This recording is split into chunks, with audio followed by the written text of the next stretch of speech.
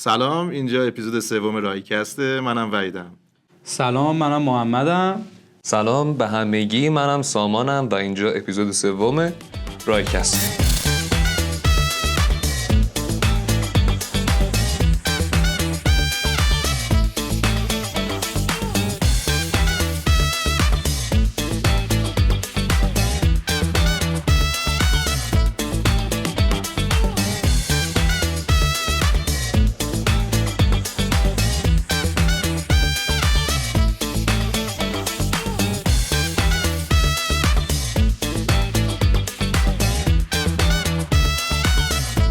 امروز قراره راجع به تیزینگ حرف بزنیم محمد، درسته؟ آره، راجع به تیزینگ و شوهای جدیدی که اومده. خب و قراره ببینیم که اصلا چیه، چیزایی که ما خیلی ازش ممکنه دیده باشیم و تجربه شخصیمون و اینکه آیا درسته غلطه و مسیرش در ایران و این حوزه برندینگ به چه شکل داره پیش میره. میشنومت. بسیار ممنونی. سلام میکنم به شنونده‌های عزیزمون و سلام به همگی. راجع به تازه‌های خبری که میخوایم بگیم یه حوزه‌ایه که همتون دارین تو جاده ها توی جاهای مختلف میبینید. این رو یه مبحثیه به اسم تیزینگ تبلیغاتی که چند تا نمونهش رو مثال میزنم که به چشمتون آشنا بیاد. برای مثال تیزینگ بیمه اسکی، یه موردش تیزینگ بازار و تیزینگ مارکت. این سه تا همتون تو جاهای مختلف، بیشتر اونایی که ساکن تهرانن دیدن اینا رو.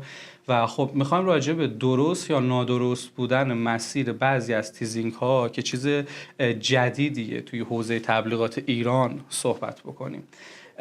یه نمونه بارزش رو من بخوام براتون مثال بزنم. الان زوم تیزینگ های تبلیغاتی برای یه سری برندهای جوان پسند اومده روی نسل زد که اینها میخوان از یک سری عبارات متناسب با نسل زد استفاده بکنن که ضمیر ناخودآگاه این افراد رو درگیر بکنن و به اون واسطه کامیونیتی برای خودشون تشکیل بدن.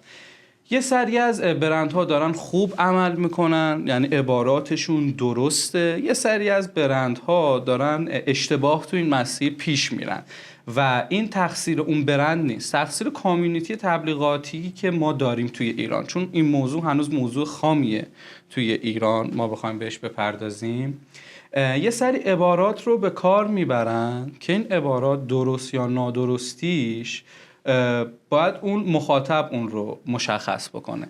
برای مثال یه برندی اومده بود، آب میوه بود، دیدین شما، نوشته بود که بشینیم، پشتش هم نوشته بود آره بشینیم. دیده بودی؟ به نظر تو این تیزینگ یا عبارت درستیه سامان توی این داستان؟ بستگی، حالا بهتم گفتم بستگی داره به اون مخاطبی که داره درگیر میشه برای این داستان. مثلا میگم اگه مخاطبمون رنج سنی مثلا میگم 10 تا 20 سال بود یا 18 سال بود قبل از سن قانونی، خیلی به نظرم جالب نبود، با اینکه همشون درگیر این داستان هستن و میفهمن چه اتفاقی افتاد. این حالا یه مثال خوبش بود.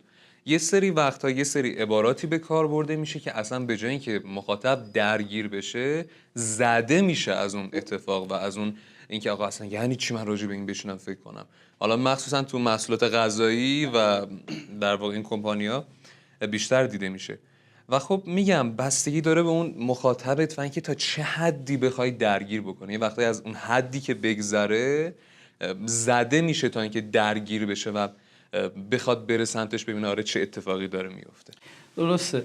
من مخاطب این صحبتی که الان میخوام بکنم اون مدیر هنری، اون کسیه که پرسونال برندینگ، اون کسیه که برندینگ یک سری کمپانی ها رو داره انجام میده. مخاطبم اون فرده. تبلیغات به هر قیمتی خوب نیستش. مسیری که تو داری میری درسته یک جمعی رو قرار درگیر بکنه، از اون طرف داره هویت برندت رو نابود میکنه ناخودآگاه در طول زمان زیاد.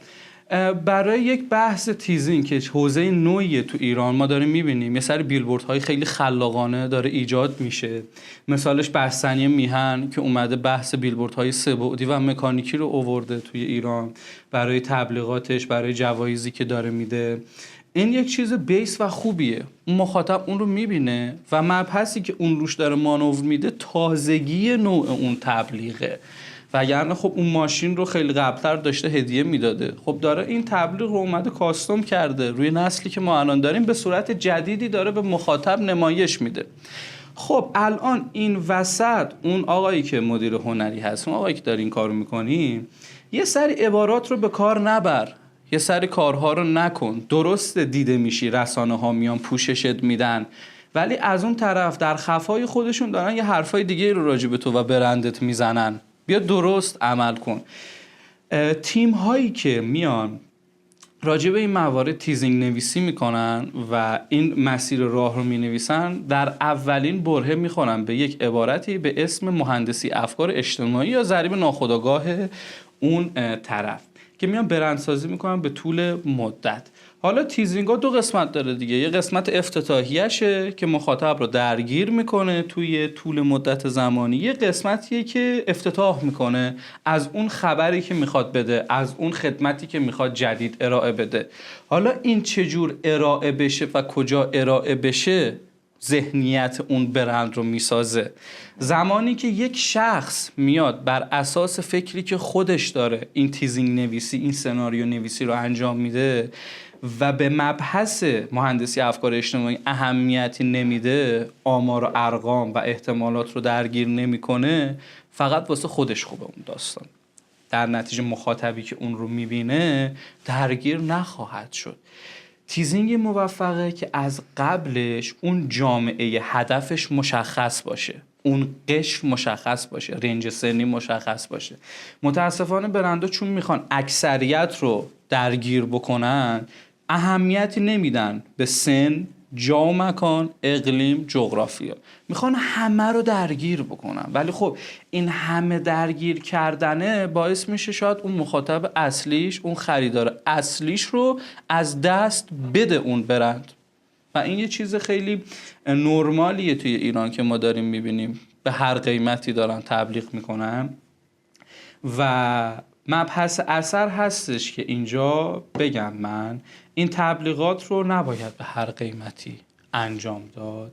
و چیز تازه‌ای که دارم توی این حوزه بخوام بهتون بگم، خیلی خوب دارن عمل میکنن. حالا چون تازه این شو اومده توی ایران و میخوان این کارو بکنن، ما داریم میبینیم مثلا رونیکس ماکت های تبلیغاتیش تو سر تا سر تهران هستن، یه سری برندهای فرش هستن که دارن تبلیغات میکنن، یه سری برندهای آب میوه دارن تبلیغات میکنن. حتی مثلا یه تیزینگ مثلا ایکس ویژن که صد خودمون رو بذاریم، صد خودمون رو گذاشتیم برای تلویزیونای 100 اینچش، خیلی جذاب بود.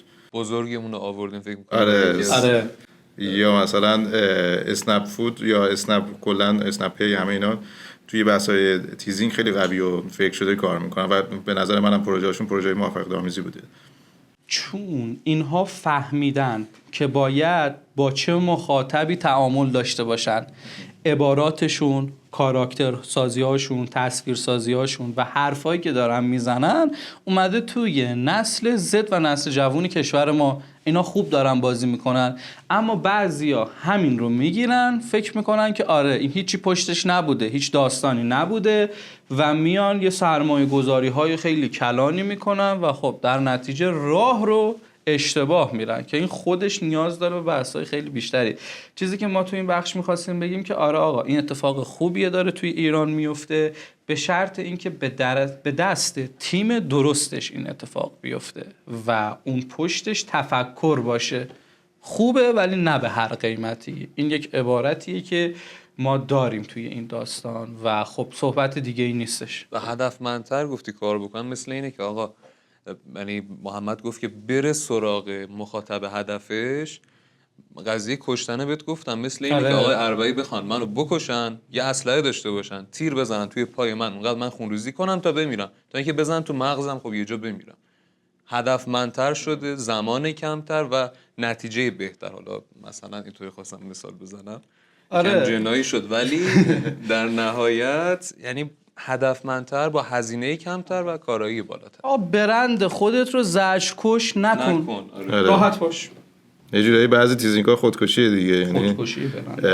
به جای اینکه مثلا من مخالف تبلیغات در واقع مبهم و اون حالت تیزینگ مانند نیستم، ولی یه جایی واقعا مخاطب دیگه اینقدر تو در روز بهش پیام‌های مختلف از جای مختلف داره واسش میاد که خسته کننده میشه مثلا براش که بخواد حالا فکر کنه این چیه یا مثلا پشت آره و خیلی میخواد مثلا سرراست و مستقیم بره به سمتش. ولی خب میگم پروژه فکر شده خیلی خوبی هم داریم تو این حوزه.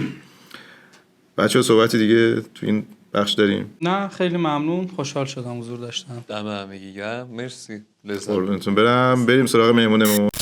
سلام ببخشید وسط پادکست گوش دادنتون بیخبر اومدم. قبل از اینکه پای صحبت‌های مهمون این اپیزود بشینیم، شاید واسهتون سوال شده باشه که اصلا رایکست چیه و ما اینجا چیکار میکنیم.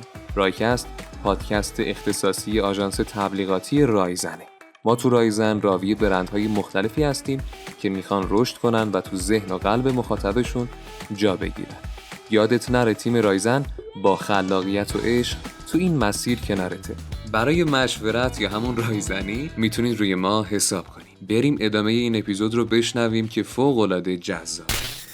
خب تو اپیزود سوم رایکست میزبان یه مهمون دوست داشتنی هستیم. احمد میرطالبی عزیز از دوستان گرافیک و دیزاینر خوبمون. احمد میرطالبی کی بود و چه کرد؟ سلام، من احمد میرطالبی. 10-12 ساله حول و حوش دیزاین دارم کار میکنم. شاید 7-8 سالش گرافیک دیزاینر خالص پیور، یعنی همه مدلاش تجربه کردم. الان تقریبا دیزاینر همه چیز، واقعا یه فرق نمیکنه مثلا چه پروژه‌ای باشه چه کاری باشه. و از 99 2019 با حسین که پشت صحنه نشسته، یکی از 2 نفری که پیرامون اسپیس یا فضای پیرامون رو ساختیم. این مختصر و مفیدش. بسیار عالی. در واقع کوفاندر پیرامونین. آره. و امروز قراره در مورد چی صحبت کنیم؟ امروز ما یه صحبتی قبلش داشتیم راجع به ناواضحی. شما اون رو خوشتون اومد و گفتین که اون رو بیاریم. منم سعی کردم اون رو حرف بزنم. احتمالاً واسه چیز دیگه هم قراره حرف بزنیم، ولی بیشترش درباره ناواضحیه و بهونه ناواضحی، یه ذره مسیر دیزاین و دیزاین چجوری شکل میگیره بر صحبت کنیم. بسیار عالی. ناواضحی واسه خود منم تا قبل از اینکه کالچر رو بیام واقعا برام یه چیز ناواضحی بود. الان از زبون خودت ناواضحی رو بفهمیم چیه و یه تعریفی ازش داشته باشیم. مثلا من اول این مسیری که این فلسفی‌ها میرن رو برم که بگم اونا تعریفش اینجوری که اول میخوام بگم یه چیزی هست، برعکسش میگن چه چیزایی نیست. مثلا یه تعریف روز اینه وقتی که شب نیست، یه تعریف نور اینه که جایی که تاریک نیست. من اون وریا رو بگم که مثلا راجع به چه چیزایی تو ناواضحی منظورم نیست تا دقیقاً برسیم به که چه چیزی تو ناواضحی منظور ما. کلمه وجود خارجی نداره ناواضحی، تا جایی که من میدونم کلمه‌ای که من ساختمش این وسط، به قول این جدیدتر برساخته کلمه. نزدیکترین کلمه بهش ابهامه. تعریف ابهام چه به فارسی چه به انگلیسی سرچ کنیم، حالا من معادل انگلیسیش میاره پیچیدگی، پوشیدگی، پنهان بودن یا تاریکی. من تقریبا هیچ کدوم از اینها رو منظورم نیست و همزمان یه بخشایش هم منظورمه.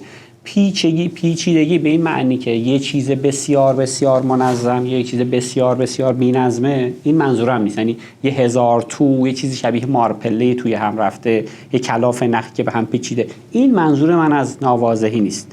پوشیدگی یعنی این که من یه چیزی جلوی چشممه یا حالا جلوی لنزمه، نمیتونم خوب اون چیزی که روبرومه رو ببینم، منظورم نیست. حالا ممکنه خطای لنز من محدود، دایره بینایی یا تماشای من باشه محدود باشه، اون منظورم نیست. یا اینکه بینایی من ضعیفه، منظورم نیست. پنهانی به این معنی که من میدونم یه چیزی وجود داره ولی دقیقاً نمیدونم کجاست. مثل وقتی که یه چیزی توی خونه گم میکنیم یا یه چیزی سر کار میدونیم فلان چیز رو داریم و دقیقاً همه هم قبول داریم فلان چیز وجود داره و ما دیدیمش ولی هیچکدوم دقیقاً نمیدونیم کجاست. مثلا نقشه گنج، هم میدونن گنج وجود داره ولی اینکه دقیقاً کجاست خب خیلی قطعی نیست. و تاریکی، اون قصه فیل در خانه تاریک، یعنی یه فضای تاریکه. تا زمانی که اینجا تاریکه هر چیزی ممکنه پیش روی من باشه و هر کسی بیاد توی این اتاق، توی این خونه، توی این فضا میگه این یه چیزی هست. از بوش یه تشخیصی میده، از رنگ، از صداش تشخیصی میده، از طعمش اگه چشیدنی باشه تشخیص میده. ولی احتمالاً هیچ کدوم از آدم‌هایی که اونجا هستن چیز دقیق رو نمیگن و همزمان چیز دقیق رو دارن میگن، چون ما واقعا نمیدونیم با چی روبرویم. ناواضحی نزدیکترین چیز بهش اون چیز آخریه که من دارم میگم، به تاریکی نزدیکتره تا به هر چیز دیگه. شاید چیزهای دیگر هم در بر بگیره، ولی مخالفش واقعیته تا مخالفش واضح بودن. یعنی منظورم تار بودن نیست، من رو به روی ناواضحی واقعیت قرار میگیره و این چند تا که گفتم تقریبا قرار نمیگیره. بسیار عالی. یعنی در واقع یه حالا چیزی که من متوجه شدم چیزی نیست که ما خلقش بکنیم، یعنی یه چیزی هست ولی توی تاریکی مثلا ما نمیبینیمش، اینجور چیزیه. آره و نه، احتمالاً اتفاقا خلق شدنیه. من یه مثالی بزنم، یه ذره خیلی قصه است این چیزی که دارم الان میگم. ما اولی که به این دنیا میایم، انسان اولی، سری نیاز خیلی خیلی ساده داریم. غذا میخوایم بخوریم، آب برای نوشیدن لازم داریم، سرپناهی داریم که خیس نشیم، که میدونم سرما نخوریم، زنده بتونیم بمونیم، یه سری ابزار اولیه لازم داریم که مثلا باهاش زندگی کنیم. اینا چیزای واقعی هستن و هر چقدر انسان توسعه پیدا کرده، اومده جلوتر، شهر ساخته، روستا ساخته، کشور ساخته، چه چیزهایی رو اضافه کرده. من به این چیزهایی که همه قبول داریم چیه میگم واقعیت. ما همه میدونیم آب چیه. روز اول یه کسی گفته این آبه و ما همه پذیرفتیم این آبه. روز اول یه نفر گفته این آتشه و همه پذیرفتیم آتش. نرفتیم راجع به چرا بودنش سوال کنیم. اون چیزی که واقعیته و همزمان آدم پذیرفتنشو من میگم واقعیت. اون چیزی که در از همه پذیرفتنش میگم واقعیت. اون چیزی که تازه ما باهاش روبرو میشیم و باید برای اینکه آدم‌ها قبولش کنن توضیح بدیم به آدم‌ها، به یه چیزهای تشبیهش کنیم، بگیم که این شبیه چیه، این شبیه چی نیست، این چه چیزی هست، چه چیزی نیست. این میشه ناواضحی. هر چیزی ممکنه باشه. ممکنه یک مفهوم ذهنی باشه، ممکنه همین ماگ باشه دیگه. ما تا پیش از اینکه ماگ داشته باشیم، مثلا تو ایران که مثلا این یه چیزی که ما 10 سال میشناسیمش، لیوان فقط بوده. یعنی یه سری لیوان شیشه‌ای ما داریم. روز اول گفتم ببین این یه چیزی شبیه لیوانه ولی دسته داره. ولی از یه جای دیگه کسی چنین توضیحی نمیده دیگه.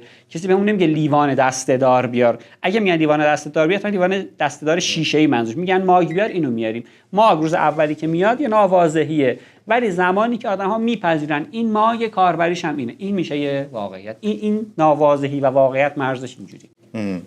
بعد اینکه در واقع ناواضحی کجا کاربرد داره؟ آیا مثلا میدونم که خود دیزاینری و تو فضای دیزاین، تو بحث گرافیک تست کردین و پروژه خیلی خوبی هم باش پیش بردین. دوست داری در مورد این توضیح بدین؟ بذارید من یه چیزی بگم که اصلا چرا ناواضحی رو ما تو پیرامون داریم مفهومش رو توسعه میدیم و چرا درسته. من نزدیک 33-4 سالمه دیگه. خوششانسی یا بدشانسی این بوده که من 2 مدل گرافیک دیزاین دهه 80-90 ایران و 1400 تجربه کردم. تقریبا ما همسن و سال و تجربه یکسانی هم داریم دیگه. ما میدونیم پیش از دهه 90، پیش از کرونا، پیش از 99 ما فقط گرافیک چاپی داشتیم. اساسا این که مثلا من یه گرافیک سوشال میدیا میخوام، یه آرت ورک بده که نسبتش 1:1، یه آبجکت 3D بده که من فقط تو هایلایت استفاده کنم، اصلا اینا وجود نداشت. ما اینجوری بود که خب یه پروژه اومده، احتمالاً مال یه بانک یا مال جای دولتیه یا یه کارخونه بزرگه، یه لوگوی بزرگ میخوایم بزنیم سردرش، یه سری اوراق اداری میخوایم و احتمالاً اگه مثلا یه ذره بروزتر بودن با یه فونت سازمانی هم میخوایم. و حتی پروژه‌های مثل وبسایت اونام به ما سفارش داده نمیشد، میرفت از مسیرهای دیگه‌ای پیش میرفت. نهایتاً اوایل که یه PNG، بعداً پیشرفت شد یه SVG مثلا مناسب اون فضا میدادیم. این تا پیش از کووید، کرونا، پاندمیه. بعدش چه اتفاقی افتاد؟ اینکه کسب و کارها به مشکل خوردن، شکل رفتار مخاطبا تغییر کرد، این نسل تازه، نسل زده اومد، شکل برخورد آدم‌ها رو پدیده‌ها عوض کرد. یعنی من الان دارم یه چیز رو دیزاین میکنم، مطمئنم احتمالاً 99.9% قرار نیست چاپ بشه، احتمالاً تمامش برای فضای دیجیتال قرار باشه.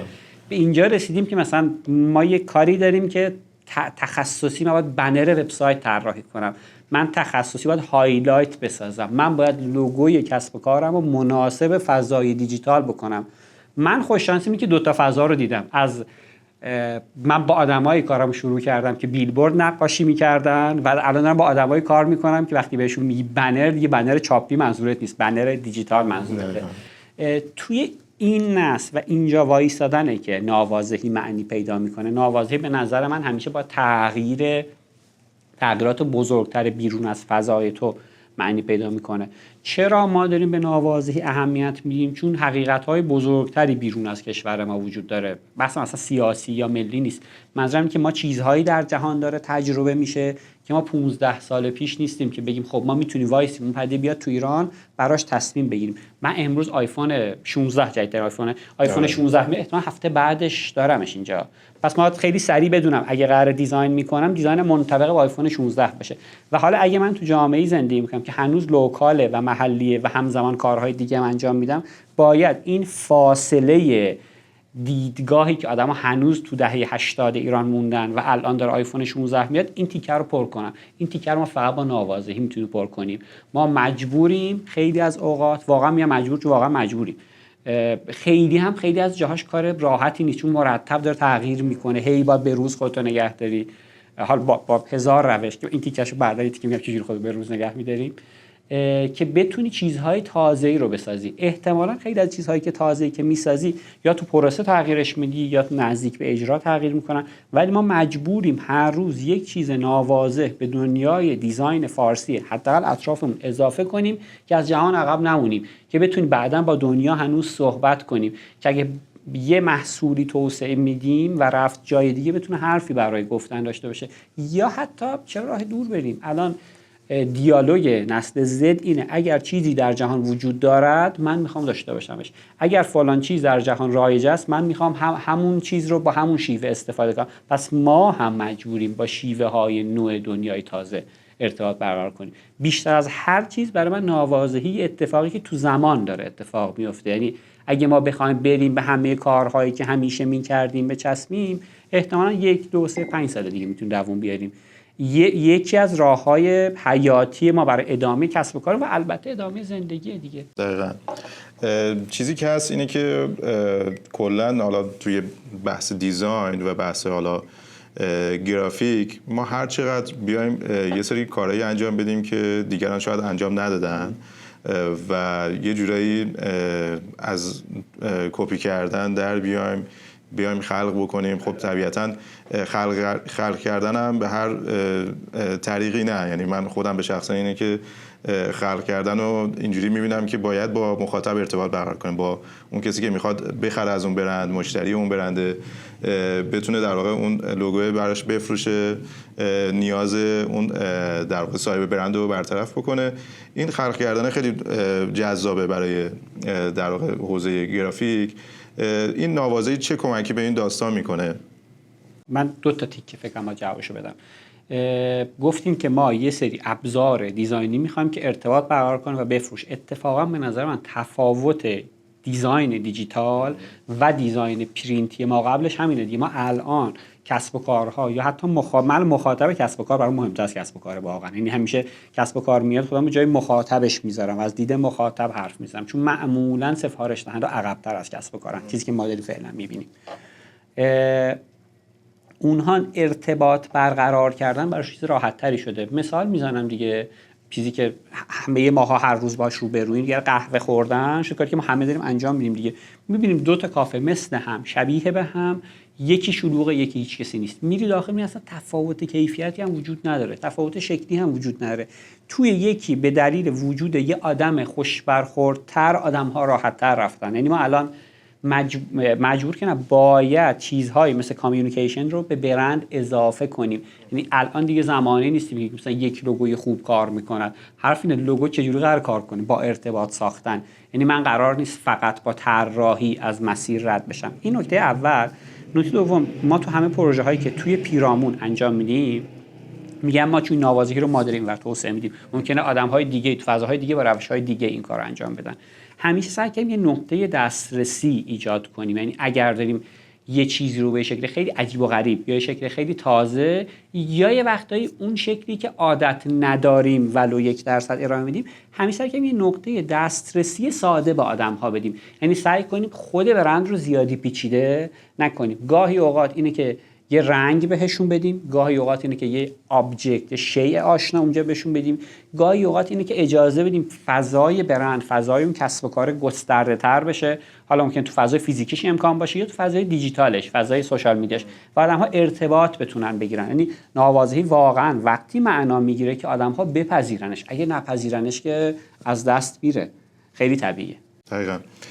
یه سوالی که حالا من دارم اینه که این نوازایی رو چجوری برای مشتری تعریف میکنی و چجوری در واقع مشتری تو پروژه ها این نوازایی رو قبول میکنه، یعنی پذیرشش سمت مشتری چجوریه تو پروژه‌ای که تا الان داشتیم؟ روزهای اول که خیلی سخت بود، الان آدم‌ها میان که یه چیز تازه از ما بگیرن. یعنی اقبال آدم‌ها اینه که میریم پیرامون که مثلا یه چیزی با مزه‌تر بگیریم، چیز جدیدتر بگیریم. این راحت‌تر شده. من هم هیچ موقع به عنوان نوازهی پروژه‌ای رو ارائه ندادم. حقیقتاً به سفارش دهنده فکرم نمی‌کنم هیچ موقع اون رو سفارش بدم. نوازهی بیشتر مسیری که ما خودمون طی می‌کنیم تا به خروجی برسیم و یکی از مسیرهای ما، مثلا چند تا دیگه مسیر هم داریم، یکی از مسیرام اینه و تقریبا تمام پروژه رو هم با این پیش نمیبریم، چیزهای دیگه رو هم امتحان می‌کنیم.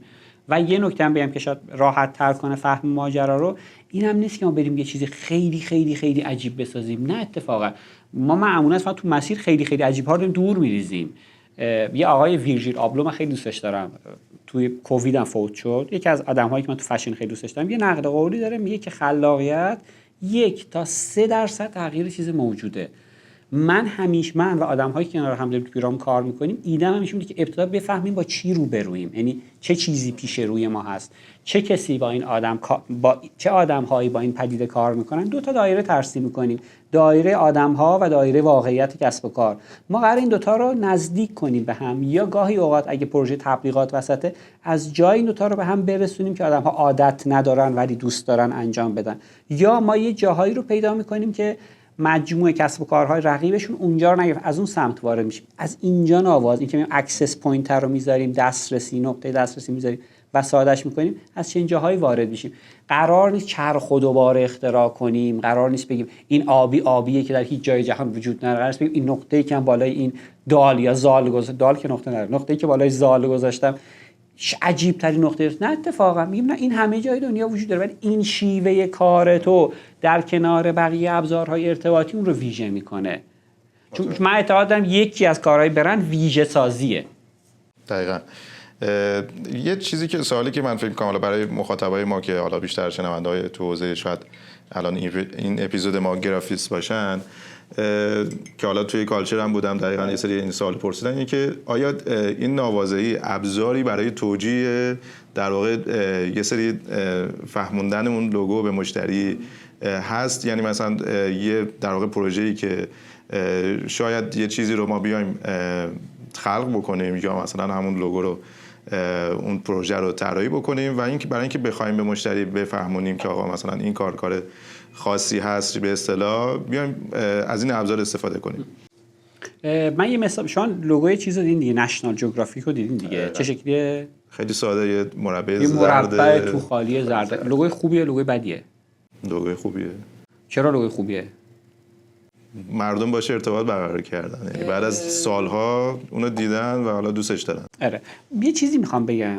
یکی این که فکر میکنم یه چیزی که خیلی از دیزاینرها توی راه مشکل دارن، دیزاین محدود به لوگو میبینن. خیلی ابزار در کنارش هست، پترن میشه توسعه داد، رنگ میشه استفاده کرد، فونت ها هستن، تایپ فیس اختصاصی هستن، لحن تایپوگرافی، پیکتوگرام ها هستن، اشکالی که برای راهیابی تو فضا استفاده میشه، اقلامیه که الزاماً اقلام اختصاصی برند نیستن. ممکن یه چیزی باشه که برای تشکر، برای یک ایونت استفاده بشه. اتفاقاً اینان که برند و ویژه و خاص و استفاده کردنی میکنن. این که پله اول که اساساً لوگو قرار نیست همه کار بکنه، لوگو یه ابزاره. و من خیلی وقتا میگم لوگو توی کسب و کار همونقدر که مهمه همونقدر بی اهمیته، چون مجموعه تلاش‌های کنارش به اون معنی میده. اگر شما کسب و کار خوشنامی هستین، آدم‌ها لوگوتون رو دوست دارن. اگه واقعا کسب و کار بدنامه، قراره به خاطر لوگو شما رو بیشتر دوست داشته باشن. دقیقاً. این یک. دو، اون چیز که میگین برای توجیه، نه من نه بقیه بچه‌ای که توی پیرام داریم کار می‌کنیم، فکر می‌کنم حتی هیچ گرافیک دیزاینری در دنیا، هیچ دیزاینری در دنیا تونسته باشه با توجیه پروژه‌ای رو ببره یا به سرانجام برسونه. اگر قصه‌ای در کار هست و قصه رو خوب ما بلدیم روایت کنیم، پروژه به سرانجام میرسه. اگر قصه ای نیست و زور میزنیم قصه بسازیم، قصه ای نیست.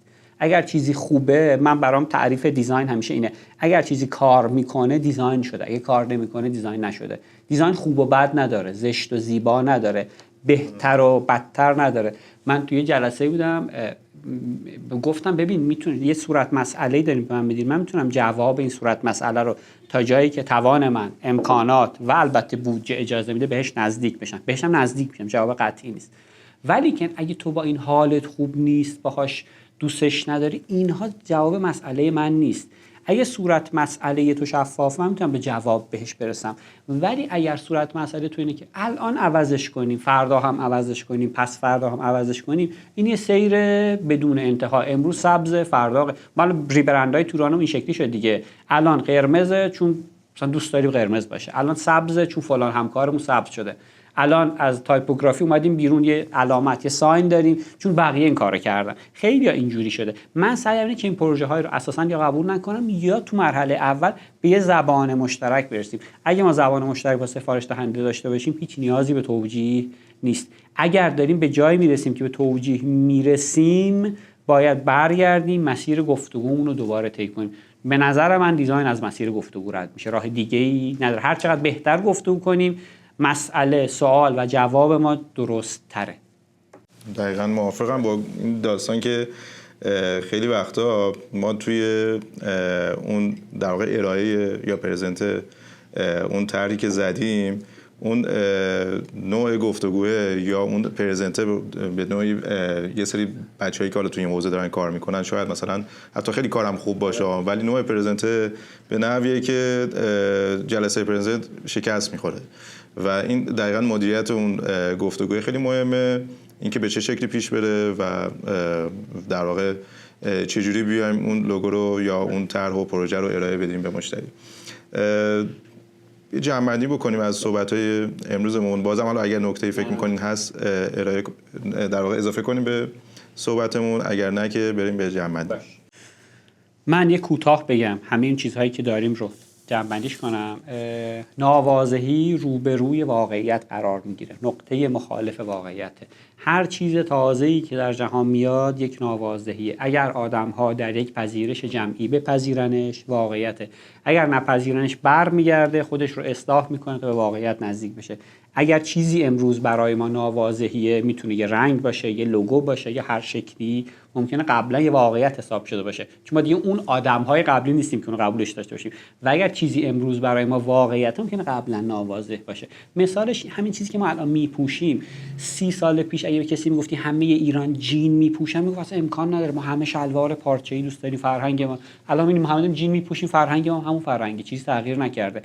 جین 30 سال پیش ناواضحی بوده، الان واقعیت به پارچه‌ای پوشیدن 30 سال پیش واقعیت بوده، الان ناواضحیه. پس توی یک مسیر رفت و برگشتیه و مدام بین هم جابجا میشن. توی دیزاین مسیری که ما میریم و توی پیرامون، توی فضای پیرامون طی می‌کنیم، 2 تا ما متن کوتاه نوشتاری ارتباطی داریم. یکی اینکه تگلاینمونه اینه که ما راه تازه سعی کردیم همیشه چیز تازه‌ای در پروژه ها ایجاد کنیم. گاهی اوقات این چیز تازه مسیر دیزاین فقط، یعنی خروجی ها آنچنان قابل تغییر نیستن، چون ممکنه با مجموعه های خیلی خیلی با سابقه کار کنی، اساسا اینقدر اون کسب و کار توی ریزکاری هایی وارد شده در ارتباط با آدم ها که دست دادن به هر کدومشون دومینووار همه چیز رو تغییر میده و اصلا نمیشه به راحتی تغییرش داد. اولش اینه که چیز تازه ایجاد کنیم. دومش ما یه کار خیلی بامزه کردیم، خیلی از سمت معمارا و طراح صنعتی‌ها مورد کمتر تو گرافیک دیزاینرها میان، که یه روز اول نشستیم یه تعریف برای دیزاین نوشتیم که دیزاین چیه. نوشتیم که دیزاین، از رو بخونم که اشتباه نخونم، دیزاین راهی تازه در جواب پرسش‌های همیشگی. هم راه تازه از همینجا آوردیمش بیرون. چرا راهی تازه؟ چون خیلی وقتا پروسه به نتیجه ارزش داره. خیلی وقتا پروسه تازه اجازه میده نتیجه تازه خلق کنیم.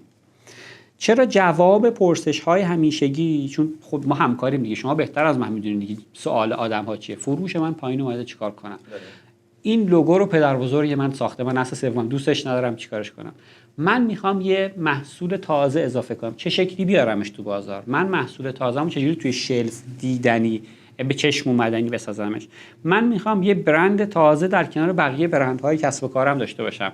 من میخوام یه برند بزرگتر از برندهای فعلی داشتن. سوالا همون سوالاست، یعنی هیچ وقت سوال تازه‌ای پیش روی ما نیست، سوالا همین سوالا ثابته، ولی همه جوابهای تازه میخوان.